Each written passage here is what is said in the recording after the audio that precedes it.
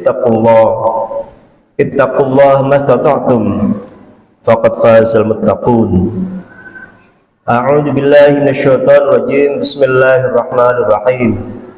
Ya ayyuhalladzina amanu taqullaha wal tanzur nafsum ma qaddamat lighad wattaqullaha innallaha khabirum bima ta'malun.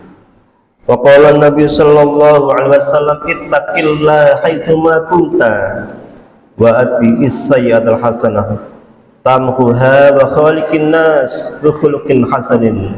Shadaqallahul azim wa sadaqa rasuluhu nabil karim wa nahnu ala dzalika minasyahidin wasyakirin walhamdulillahi rabbil alamin.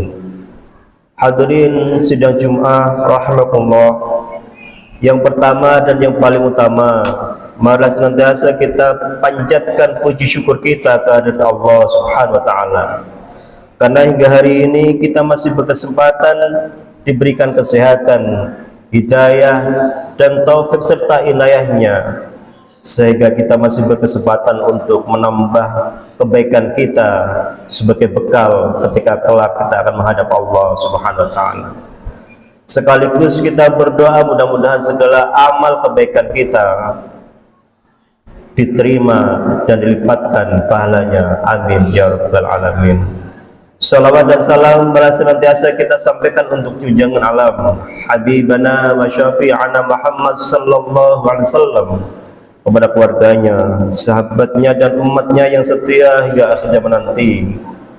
Tentu dengan satu harapan bahwa kita adalah salah satu umat dari Kanjeng Rasul yang kelak fi yaumil mahsyar mendapatkan syafaatul ummahnya Nabi Muhammad sallallahu alaihi wasallam. Amin ya rabbal alamin. Hadirin sidang Jumat rahimakumullah, sebagai bagian dari rangkaian khutbah, maka khatib senantiasa berwasiat takwa untuk dirinya pribadi, sekaligus juga untuk semua hadirin, untuk imtithalu awamirillah wajtinabu nawahi. Sekuat tenaga dalam posisi apapun kita, dalam kapasitas apapun kita, untuk berkomitmen menjalankan semua perintah Allah dan menjauhi larangan Allah SWT. Dengan begitu mudah-mudahan kita menjadi waja'alna lil muttaqina imama. Dengan begitu mudah-mudahan kita menjadi pemimpinnya bagi orang-orang yang berada di sekeliling kita dalam kondisi bertakwa. Amin. Hadirin sidang Jumat rahimakumullah, beberapa hari ke depan kita akan tinggalkan tahun miladiyah Masihiyah 2023 Hijriah. Itu berarti tahun 2024 akan beberapa saat pula kita akan dapatkan. Bisa jadi beberapa hari ke depan atau tahun depan adalah batas terakhir dari usia kita. Kita semua tidak akan pernah tahu kapan ajal tiba. Yang bisa dan maksimal bisa kita lakukan adalah bagaimana kita mempersiapkan diri dan menghitung diri dengan apa yang sudah kita lalui. Hadirin rahimahullah, muhasabah adalah cara kita untuk meneliti perbuatan kita pada masa lalu dan masa kini. Apakah ia merupakan perbuatan baik atau perbuatan buruk yang sudah kita lakukan?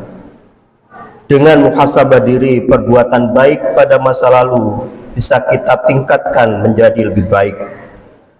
Dengan muhasabah perbuatan yang buruk kita tinggalkan sebagai bagian dari cara kita ingin bertakwa kepada Allah Subhanahu wa taala. Hadirin rahimakumullah, sahabat Umar ibn Khattab radhiyallahu anhu berkata, hasibu anfusakum qabla an tuhasabu. Hisablah diri kalian, hitunglah amal kalian, sudah seberapa banyak amal kebaikan kita lakukan, sudah seberapa banyak amal jelek kita tinggalkan.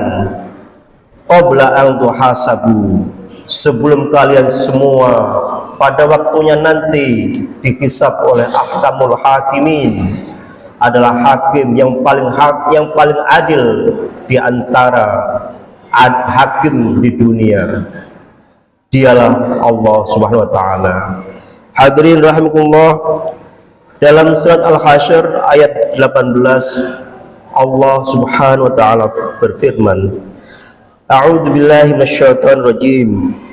Ya ayyuhalladzina amanu taqullaha wal tanzur nafsum ma qaddamat liqad wattaqullaha innallaha khabirum bima ta'malun.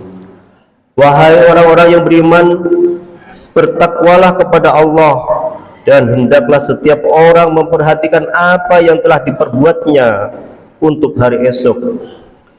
Bertakwalah kepada Allah, sesungguhnya Allah maha teliti terhadap apa yang kamu kerjakan.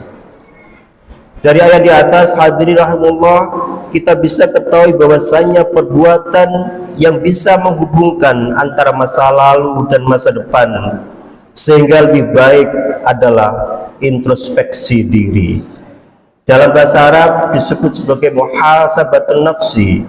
Bagaimana kita menghitung diri kita, apakah lebih baik atau lebih buruk dari sebelumnya.